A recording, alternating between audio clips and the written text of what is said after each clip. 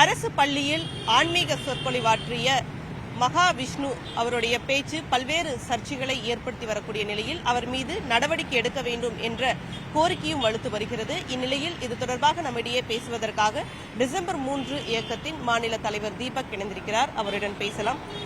வணக்கம் சார். இப்போ அரசு பள்ளியில அசோக் நகர் பள்ளி 2 பள்ளியில அவர் பேசினாரு. அவருடைய பேச்சு அப்படிங்கிறது கடுமையான கண்டனங்களை எழுப்பியிருக்கு. அதே போல மாற்றுத்திறனாளிகள் மீது அவர் பேசின கருத்தும் கடுமையான சர்ச்சைகளை ஏற்படுத்தியிருக்கு. அவருடைய பேச்சு எப்படி பார்க்கீங்க? என்ன நடவடிக்கை எடுக்கணும்? காலம் காலமாக பாவத்தின் சம்பளமாகத்தான் ஊனம் ஏற்படுகிறதுங்கிற அந்த கருத்தியல், போன ஜென்மத்தில் என்ன பாவம் பண்ணியோ இந்த ஜென்மத்தில் இப்படி பிறந்திருக்க அப்படின்ற அது எவ்வளவு இன்டர்னலைஸ் ஆயிடுச்சுன்னா, மற்றவர்கள் சொல்வது ஒரு பக்கம் இருந்தால் கூட நான் சில மாற்றுத்திறனாளிகளே அதை ஏற்றுக்கொண்ட நிலையில் இருக்கிறார்கள் என்பதை நம்மளால பார்க்க முடிகிறது. அப்ப மாற்றுத்திறனாளிகளே அந்த இடத்திலிருந்து அவர்களை தன்னம்பிக்கையோடு நடத்த வேண்டும் என்று உங்களை போன்ற ஊடகங்கள், எல்லா இளம் ஊடகவியலாளர்கள் பல இடங்களில் மீடியா என்ன பண்றாங்கன்னா, மாற்றுத்திறனாளிகள் யாருக்கும் குறைவானவர்கள் அல்ல, அவர்களால் எல்லாம் சாதிக்க முடியும் என்பதை ரொம்ப முனைப்போடு இந்த சமூகம் எடுத்துட்டு போறதை நம்ம பார்க்க முடியுது.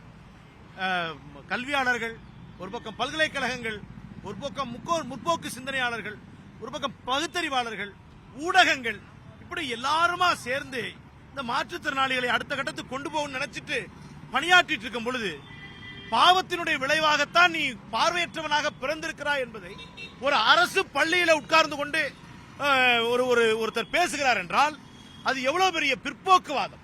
எத்தனை நூற்றாண்டுகளாக நம்ம பார்த்த வேலையை இது எடுத்துக்கொண்டு போய் கீழே தள்ளக்கூடிய ஒரு துர்பாக்கியமான நிலைமைக்கு தான் இந்த மகாவிஷ்ணு நடத்தியிருக்கிறார் என்பதுதான் உண்மையான நிலைமையாக இருக்கிறது.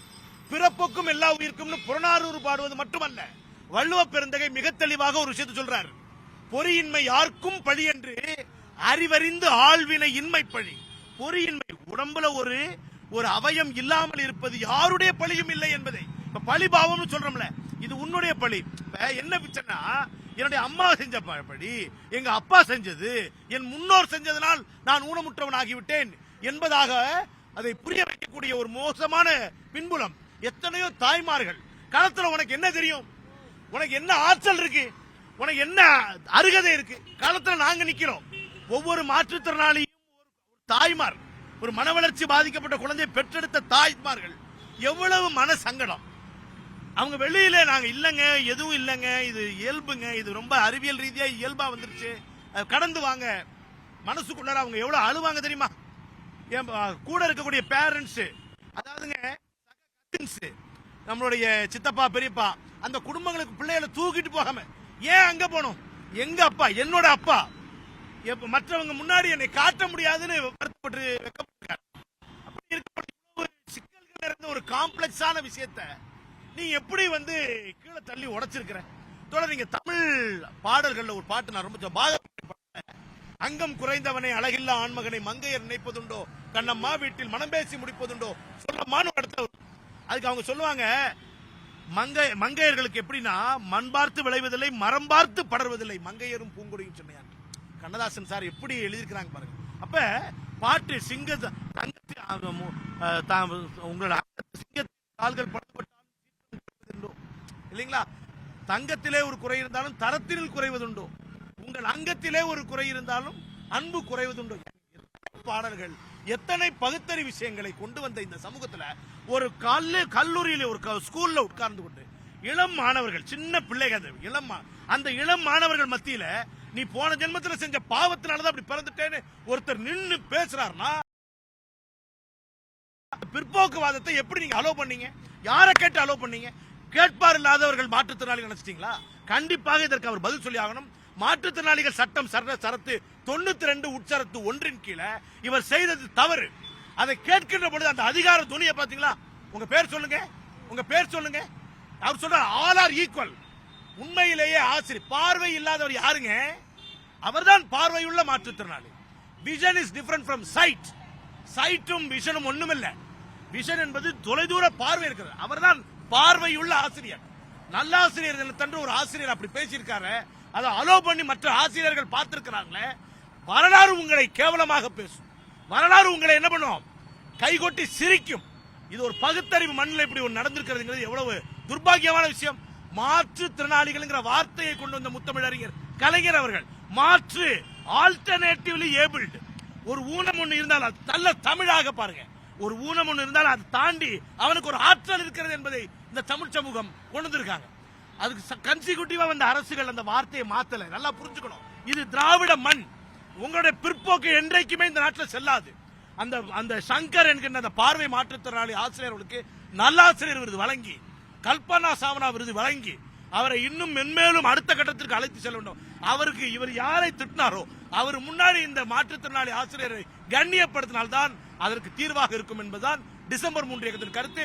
உடனடியாக வழக்கு பதிவு பண்ணி அந்த அந்த பேசினார் பாருங்க மகாவிஷ்ணு, அவருடைய அந்த ஆர்கனைசேஷனை தடை பண்ணும் என்பதை டிசம்பர் 3 இயக்கம் கேட்டுக்கொள்கிறது. இன்னும் சற்று நேரத்தில் கொண்டு போய் நாங்க ஒரு காவல்துறையில கம்ப்ளைண்டா கொடுக்க போறோம். 100% மாற்றுத்திறனாளிகளுக்கான ஆணையரகம் சரத்து 92 உட்சரத்து 1 பொது வெளியில மாற்றுத்திறனாளிகளை கேவலப்படுத்துறது தப்புங்கிற அந்த சட்டத்தை பயன்படுத்தி அவர் மேல வழக்கு பதிவு பண்ணி அந்த வழக்கை முன்னெடுத்துட்டு போகணும்னு தமிழ்நாடு அரசை கேட்டுக்கொள்கிறோம். பள்ளி கல்லூரிகள் கல்வி நிறுவனங்கள்ல மாணவர்களுக்கு இந்த மாதிரியான இந்த மோட்டிவேஷனல் ஸ்பீச்சஸ் அப்படின்னு நடத்தக்கூடிய சமீபமா நிறைய அந்த மாதிரியான சர்ச்சைகள் எழுது.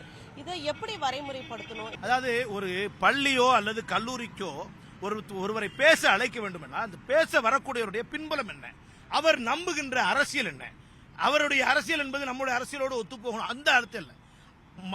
பிள்ளைகளுடைய மனதை மடைமாற்றம் செய்வதற்கான கருத்தியலை வைத்திருக்கக்கூடிய பிற்போக்குவாதியா அல்லது எதிர்காலத்தை குறித்த ஒரு ஆழமான பார்வை இருக்கின்ற மாணவர்களை முன்னேற்றுகின்ற, அதாவது மோட்டிவேஷன் வெளியில தேடக்கூடாது. மோட்டிவேஷன் என்பது அவர்களுடைய இருக்கிறது. அதை பற்ற வைக்கின்ற ஒரு சின்ன தீப்பொறியாக இருக்கக்கூடிய அறிவாற்றலை கொண்டு பேசக்கூடியவர்களாக இருப்பதை உறுதி செய்ய வேண்டும். அவர்களை எல்லாத்தையும் நாம் கூட்டு வந்து நம்ம செய்வோம். அதாவதுங்க இந்த பள்ளிக்கல்வித்துறை ஜாக்கிரதையாக இருந்திருக்க வேண்டும். ஒரு ஒரு கல்லூரியில ஒரு போஸ்ட் கிராஜுவேஷன் முன்னாடி பேசும்பொழுது அது வேற, அதுல 2 கருத்துக்கள் வரும்பொழுது அவன் பண்பட்டுறான். இது வளரிளம் பருவம், ரொம்ப ஜாக்கிரதையா இருக்கணும். வார்த்தையில் இருக்கிறது வாழ்க்கை. ஒரு சொல் வெல்லும், ஒரு சொல் கொல்லும். அப்பேற்பட்ட வார்த்தைகளை பேச வரக்கூடியவர்கள் முன்னாடி சக ஆசிரியர், நீங்க நல்லா பாருங்க, ஒரு நல்ல ஒரு பண்பட்ட ஆளாக இருந்தால் அந்த ஆசிரியரிடம் இவருக்கு கருத்து மோதல்கள் இருந்திருந்தால் கூட அந்த ஆசிரியர் அவ்வளவு பேர் முன்னாடி அப்படி பேசிருக்க கூடாது. இவர் என்ன பண்பட்டவர், அப்ப இவருடைய பின்புலம் என்னங்கிறத விசாரிக்காம இந்த அரசு அவரை பேச அனுமதித்தது தவறுதான். உடனடியாக அன்பில் மகேஷ் அவர்கள் இதன் மீது ஒரு நல்ல கவனம் எடுத்து யாரை பேச வைக்க, நிறைய நல்லது செஞ்சுட்டு இருக்கோம். இவ்வளவு பால் இருக்கு, ஒரு துளி விஷம் போட்டு போச்சு. இப்ப நான் முதல்வன் ஸ்கீம் எவ்வளவு அழகு, நான் எல்லார்ட்டையும் சொல்லிட்டு இருக்கேன். படிக்கிற பிள்ளைகளுக்கு தமிழ் புதல்வன் 1000 ரூபாய் கொடுக்குறாங்கன்னா நான் அந்த காலத்துல எங்களுக்கு கிடையாது. இப்ப படிக்கிற பிள்ளைகளை வளர்த்து எடுக்க வேண்டும் என்று நம்ம நினைச்சிட்டு பண்ணும்போது இந்த மாதிரியான ஆளுகளை உள்ள விட்டோம்னா அது கண்டிப்பாக விஷம். இந்த விஷத்தை தீர்ப்பதற்கு ஒரு நல்ல ஸ்டாண்டர்ட் ஆபரேட்டிங் ப்ரொசீஜரை தமிழ்நாடு அரசு கொண்டு வரணும். யாரு எந்த லெவல்ல யாரை அனுமதிக்கிறதுக்கான அனுமதி வழங்குவதற்கான ஆற்றல், இந்த ரேங்க் அண்ட் ஃபைல் சொல்லுவாங்க பாருங்க, அதை உறுதிப்படுத்தணும் தமிழ்நாடு அரசு. இந்த ஈவென்ட் நடக்கிறப்போ அங்க வந்து ஒரு மாற்றுத்திறனாளி ஆசிரியர் தான், பார்வை குறைபாடு இருக்கக்கூடிய ஆசிரியர் தான் முதல் இது எப்படி பேசலான்னு ஒரு எதிர்ப்பு குரலை பதிவு பண்றாரு. அவருடைய அந்த செயலை எப்படி பாக்குறீங்க?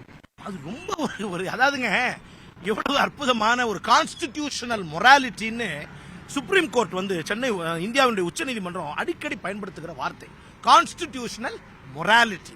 அதாவதுங்க எது நியாயம்ங்கிறத அவர் எவ்வளவு ஆழமான பார்வை இருக்கக்கூடிய மனிதர். அவர் எப்படி சொல்றாரு, என்னங்க கர்மா பத்தி பேசுறீங்க, ஆன்மீக சொற்பொழிவுக்கா வந்திருக்கோம், குழந்தைகளுக்கான உற்சாகத்தையும் உந்துதலையும் கொடுக்கிற கூட்டம்ல நாங்க உட்கார்ந்துருக்கோம். இந்த இடத்துல நீங்க பிற்போக்குவாதம் பேசலாமா, பாவம் புண்ணிய கணக்கு பத்தி இங்க பேசலாமா, எல்லாரும் சமம் இல்லையா, ஏற்றத்தாழ்வை பேசலாமா, நல்லா புரியாத இன்இக்வாலிட்டி அடிக்கிறார் அவர். ஆர்டிகல் 14 and 15 அவர் தொட்டு தூக்குறாரு. அவர் அப்படி பேசுகின்ற ஒரு நபர் என்னை பொறுத்தவரை என்னன்னா ஒட்டுமொத்த தமிழ் சமுதாய பகுத்தறிவினுடைய குரலாய் சிங்கமென கர்ஜித்திருக்கிறார்கள் தான் நான் பார்க்கிறோம். மாற்றுத்திறனாளிகள் சமூகத்தில் தொடர்ச்சியாக போன ஜென்மத்தில் செஞ்ச பாவத்தினால் நாங்கள் ஊனமுற்றோராக பிறந்திருக்கிறோம் என்கின்ற அந்த பார்வையை நாங்கள் கடுமையாக எதிர்த்து வருகிறோம்.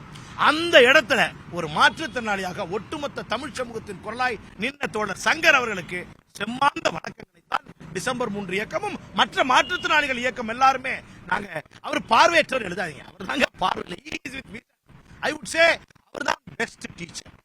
எங்க எல்லாத்துக்கும் ஒரு பெரிய இன்ஸ்பிரேஷன். நான் நிறைய பார்த்திருக்கேன் பார்வை மாற்றுத்திறனாளி டீச்சர்ஸ் படிச்சவங்கள்ட்ட ஒரு வித்தியாசம் இருக்குங்க.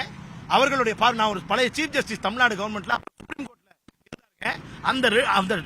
அந்த ஜட்ஜ் என்ன சொல்லும் போது என்னுடைய டீச்சர் ஒரு பார்வையற்றன்னு சொல்றாரு. அவர் தான் எனக்கு நிறைய பார்வை கொடுத்தாரு.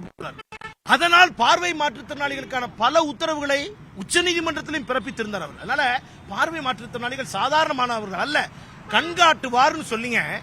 18 கண் பார்வை இல்லாதவர்களை இறைவன் மீது பாடல் பாடுவதற்காக ஒரு ராஜா தமிழ்நாட்டில் ஒரு கல்வெட்டுல இருக்கு. அவர் என்ன பண்ணிருக்காரு, அவங்க அத்தனை பேருக்கும் நியமிச்சுட்டு அந்த குழுவுக்கு கண் காட்டுவார்னு. நான் இந்த சங்கர் அவர்களை அந்த பராந்தக சோழன் மாதிரி இவரையும் கண் காட்டுவார்னு தான் சொல்லுவேன், கண் பார்வை இல்லாதவர்னு சொல்ல மாட்டேன். அதான்